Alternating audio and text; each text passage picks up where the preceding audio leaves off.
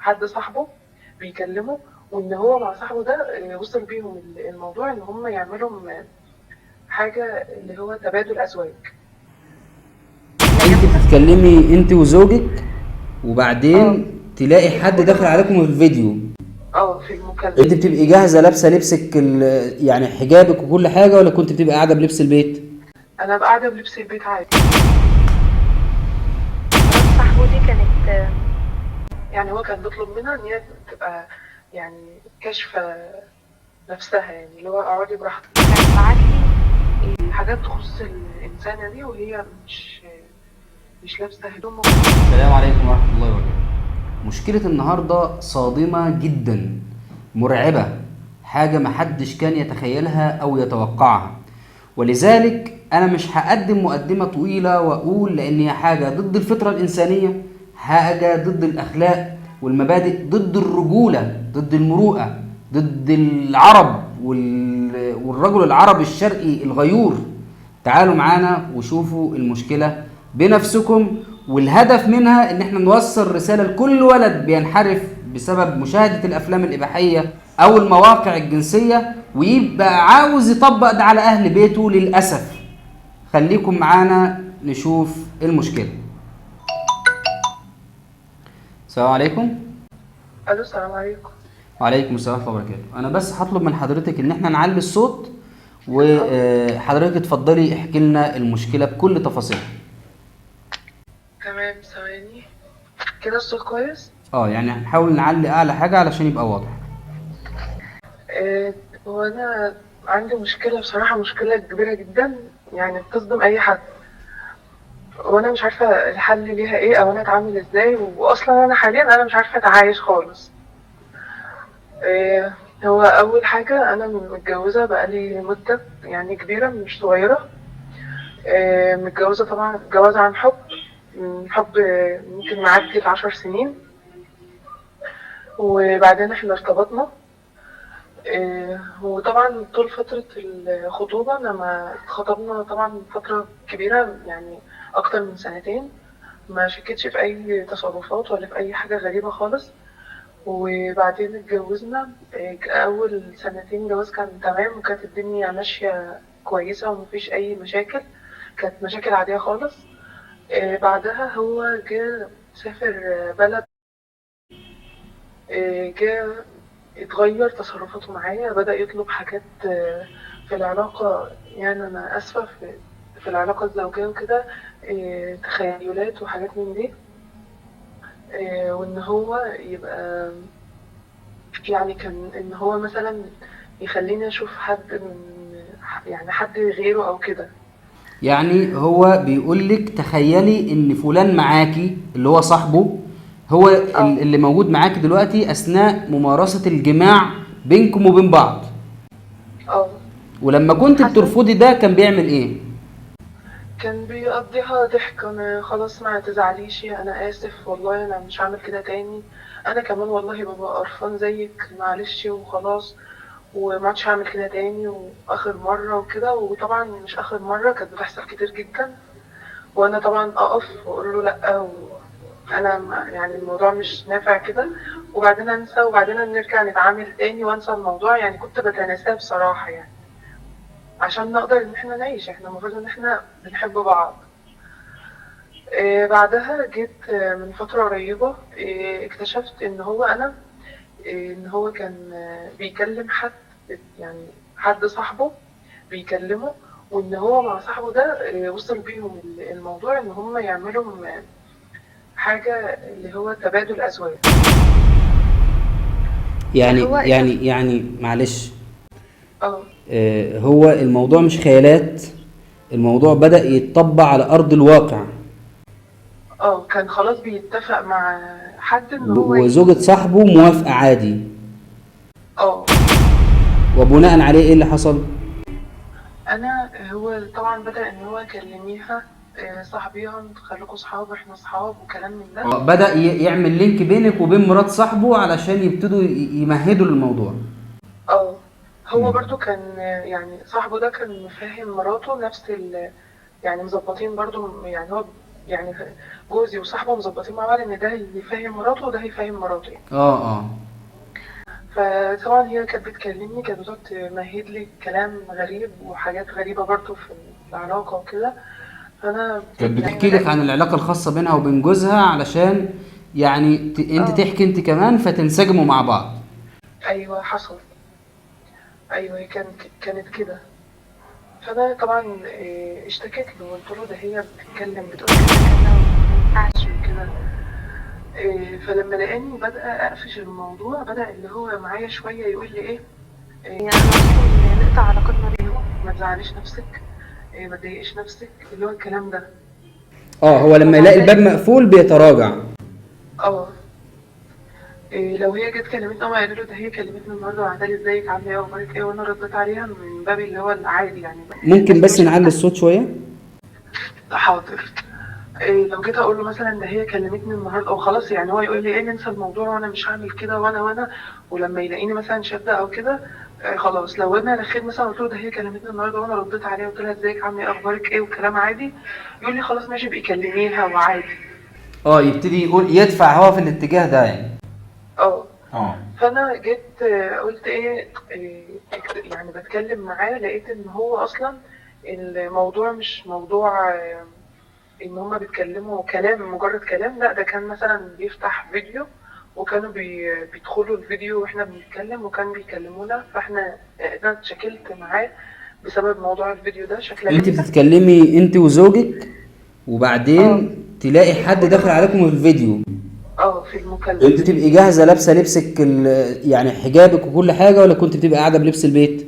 انا قاعدة بلبس البيت عادي. طب هو ازاي فانا وهو اللي بيسمح وبيدخلهم؟ وحتى يعني من ضمنهم مرة كانت مرات صاحبه دي كانت يعني هو كان بيطلب منها ان هي تبقى يعني كاشفة نفسها، يعني اللي هو اقعدي براحتك ده في الفيديو وهو اللي بيطلب في من مرات الفيديو. صاحبه؟ اه وصاحبه معاكم في الفيديو عادي؟ موجود. امم. فانا جيت طبعا قفلت وحصل شكلة كبيرة وقعدت اعيط وجالي حالة تشنج وانا تعبت نفسيا جدا وتشكلنا مع بعض وقفلت. وبعدها باسبوع برضه الموضوع رجع تاني، بس طلع ان هو يعني كان بعتلي حاجات تخص الانسانة دي وهي مش لابسة هدوم وكده. صور بقى هي بعتها له فبعتها لك؟ مش هي اللي بعتها لي. جوزها. اه فانا طبعا اتشكلت معاه. قلت له ايه ده، هو ده ازاي انتوا ازاي كده، وقعدت بقى بهدلت الدنيا. حاجة بس صدمة انا جدا بالنسبة لتربيتك وتدينك وأنوثتك وحيائك بس انا للاسف ما خدتش اي خطوه. انا كل اللي انا عملته ان انا عملت بلوك وبعدت عنه، يعني اللي هو ما فيش كلام بيني وبينه، قطعت. مم. بس بعدها انا لا، من اول يعني هو الموضوع بقاله يعني كذا شهر. نفسيا بقيت اتدمر نفسيا. خلاص انا مش مستحمله الصدمه اصلا. انا كل مره خلاص نفسيتي بتسوء، يعني مش بتحسن. انت مش مش بحاول متخيلة، انت حاسة ان انت تايهة، مش عارفة تاخدي قرار. الموضوع اكبر من قدرتك على الاستيعاب، ولذلك رد فعلك مش على قدر الموقف، يعني الموقف موقف صعب جدا. اه فانا امم. جيت بقى رحت طبعا عند اهلي. قعدت معاهم وكده. طبعا انا ساكته ما بتكلمش، ما قلتش لحد اي حاجه خالص، غير ان انا حكيت اتنين، حد قريب مني وحد قريب منه. فالاتنين في البدايه اللي هو احنا معاكي والطلاق وانسان ديوس ما ينفعش ان انت تعيشي معاه، واحنا معاكي وفي ظهرك وساندينك وكده. فالإنسان ده لما لقى إن الدنيا كبرت وإن هم خلاص عرفوا إن الموضوع هيتفضح خلاص، فنزل جالي سامحيني وأنا آسف ويبوس راسي وعمري ما هعمل كده تاني، دي ضربة جامدة وأنا بعتذر لك عن أي حاجة أنا عملتها. أنا عمري ما هعمل، يعني يمكن ربنا عمل كده عشان يفوقني لحياتي، انتوا هتضيعوا مني وأنا مش عايزكم ممكن تضيعوا بس مني. نعلي الصوت شوية؟ تمام. وقعد يقول يعني انتوا هتضيعوا مني وأنا مش عايزكم هتضيعوا مني ليه، أنا آسف وعمري ما هعمل الغلط ده تاني خالص. فطبعا جه اعترف قدامهم وقال لهم وانا بعتذر لها وكده، وان احنا المفروض ان احنا ايه نرجع لبعض. طب يا جماعة ايه رأيكم؟ انت عشان خاطر بيتك ما تهدهوش، حرام عليكي. هو هيعمل لك ايه يعني اكتر من كده؟ هيولع في نفسه. ربنا بيسامح، انت مش هتسامحي. كل الناس انت المفروض تنسي وتسامحي وتعدي. ما تهديش البيت. طيب يا جماعة حاضر، رجعت. رجعت وانا مش عايزة ارجع. رجعت وانا مكسورة، مش عارفة اكمل.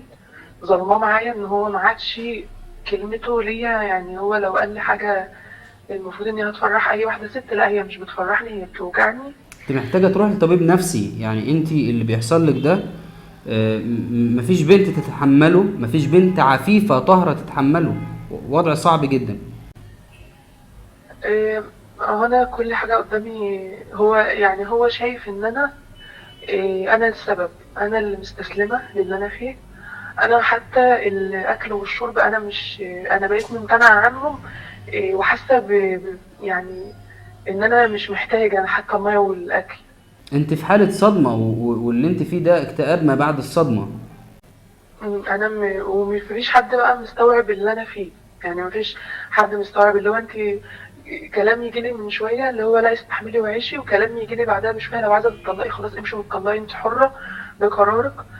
قرار يجي من شويه لا انا مش هسيبك، انت بتاعتي وانا مش هتنازل عنك ومش هسيبك وهتغير عشانك.